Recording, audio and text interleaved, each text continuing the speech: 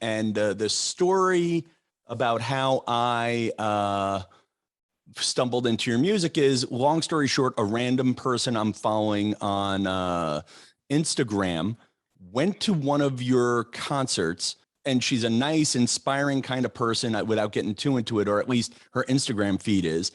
And I'm watching her, and I think it was Baltimore. We were saying Baltimore was the show.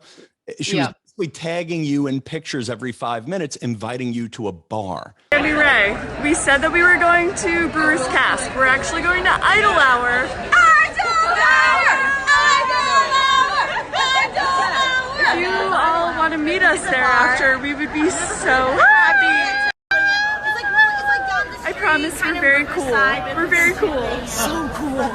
Is that what fan base is like? Yes.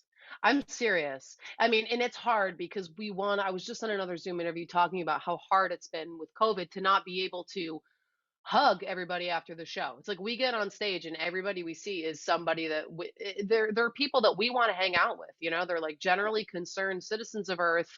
They're into the idea of making the world a better place and being friends with people and, you know, being kind and being considerate and generating safe spaces in their communities. And that's awesome. So when we look out, we want to be friends with all of these people, and we kind of can't meet them in person anymore the way that we used to, which honestly has been a huge struggle for me for a couple of reasons. Number one, it's COVID, so we want to be safe.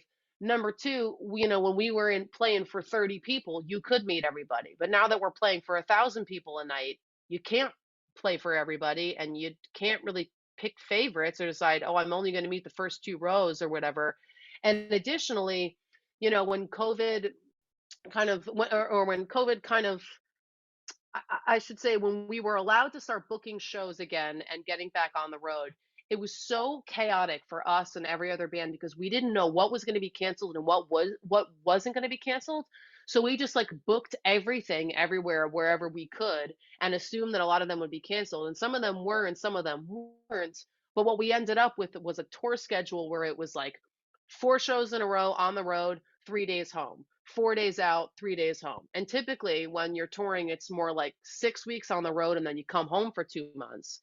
But the last couple of months has been really, you know, emotionally taxing and wonderful, but taxing for us because we're out playing, you know, I'm playing in Chicago or Burlington or whatever as hard as I can on Thursday. And then I got to fly home Friday, but then I got to fly back out Tuesday.